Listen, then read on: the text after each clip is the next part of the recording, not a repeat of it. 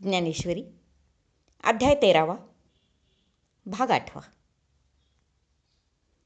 आता भगवंत क्षमा आणि आर्जव इत्यादी काही गुणांबद्दल काय म्हणतात ते ऐकूया.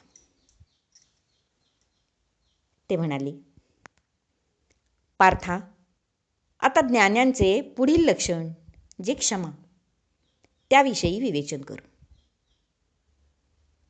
जेथे स्वतःला कुठलाही त्रास न होता, नाखुशी नाराजी न वाटता दुसऱ्याला क्षमा केली जाते, तेथे ज्ञान आहे असे समज. अशांच्या घरी अनायासपणे क्षमाशीलता वाढत जाते. जितक्या आनंदाने एखादा आवडीचा अलंकार धारण करावा, तितक्याच आनंदाने तेथे सर्व काही सहज केले जाते. कोणत्याही प्रकारचा दुःखाचा डोंगर कोसळला तरीही त्या ज्ञान्यांचा जीव घाबरा होत नाही. सुखभोग जितक्या आवडीने भोगले जातात, तितकाच मान तिथे दुःखभोगालाही दिला जातो. इतकी समानता. स्तुतीने त्याला सुख वाटत नाही की निंदेमुळे त्याचा मनोभंग होत नाही. विविध प्रकारच्या भूतजातांचा पृथ्वीला जसा कंटाळा येत नाही अथवा त्यांची गर्दी तिला त्रासदायक वाटत नाही, तसा सुखदुःखांच्या लाटा आल्या तरी तो कष्टी होत नाही. चांगले वाईट जे काही वाट्याला येईल ते सारे तो आपले स्वरूप मानतो. माऊली म्हणतात, घेऊनी जळाचे लोट आलिया नदनदांचे संघाट, करी वाड पोट समुद्र जेवी. नदी नद वर्षाकाळी जेव्हा पाण्याचे लोट घेऊन येतात, तेव्हा समुद्र जसा आपले पोट मोठे करतो, म्हणजे त्यांना सामावून घेतो, तसे तैसे तैसे जयाची ठाई न साहणे काहीची नाही, आणि साहतू ऐसेही स्मरण नुरे. त्याप्रमाणे तो ज्ञानी कसा वागतो, तसे आपण काही सहन करीत आहो हेही त्याच्या गावी नसते.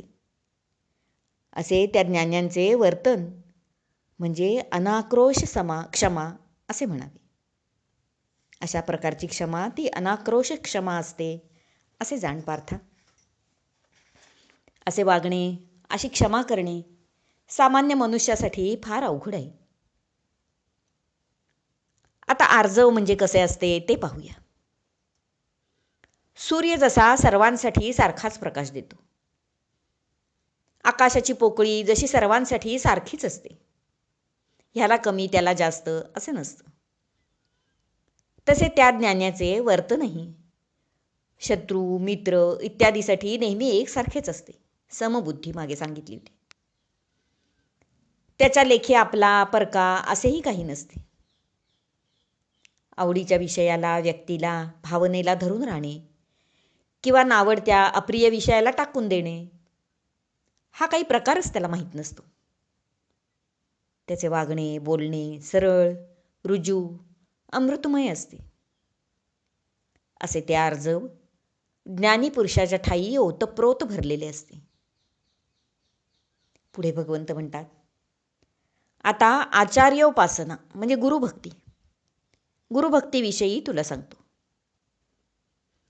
गुरुसेवा म्हणजे सर्व पारलौकिक साधनांची जननीच होय. गुरुसेवा ही अग्रक्रमांकावर आहे इतर सर्व साधनापेक्षा सुद्धा. जन्ममरणाच्या दुःखाने जो जीव कासावीस झालेला असतो, त्या जीवाला तू ब्रह्मच आहेस अशी ओळख सद्गुरूच फक्त करून देतात, जेणेकरून तो जीव मोक्षपदाला पोहोचतो. पुढे माऊलींनी या गुरुसेवेचे विस्तृत वर्णन केले आहे.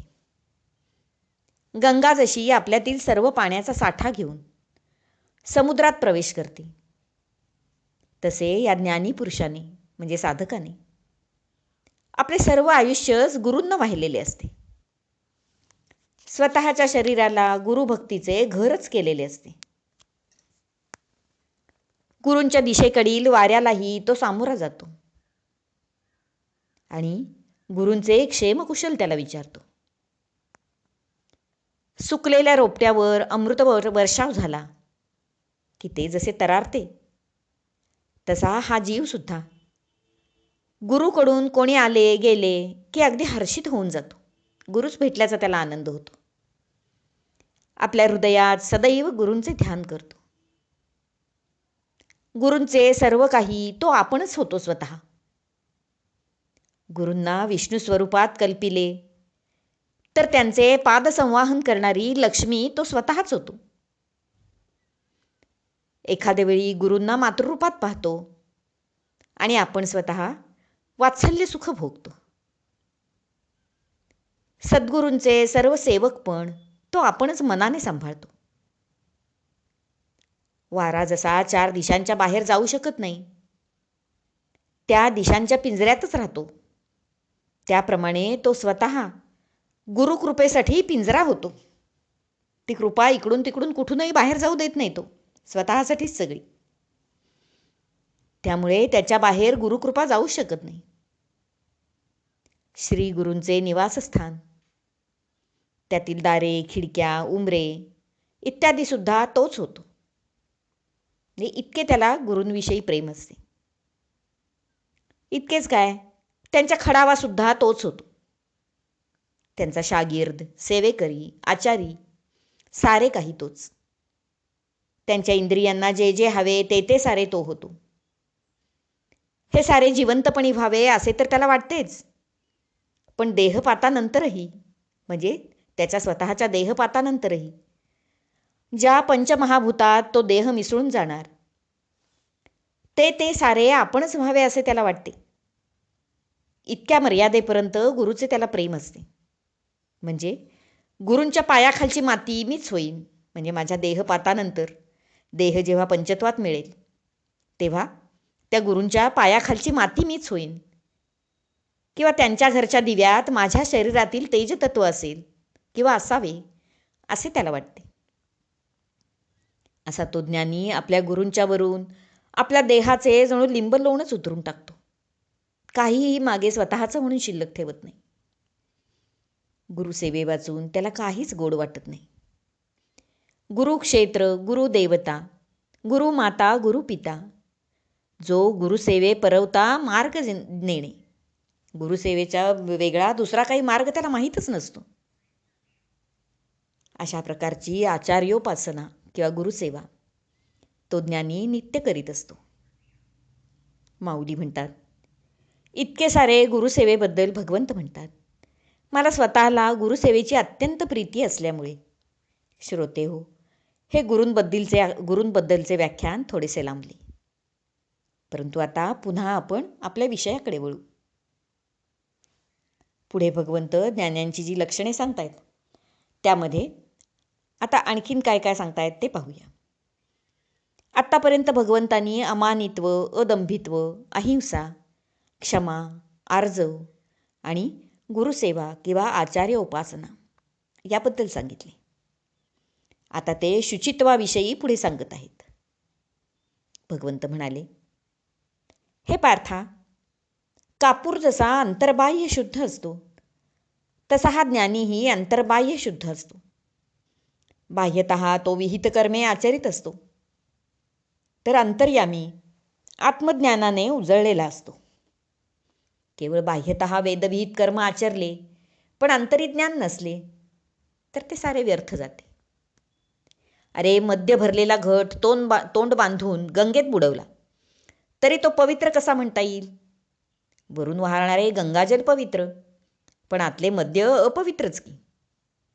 म्हणून अंतरीसुद्धा ज्ञान हवेच, केवळ कृतीमध्ये नको. ते असले की बाह्य कर्मे आपोआपच शुद्ध होतात.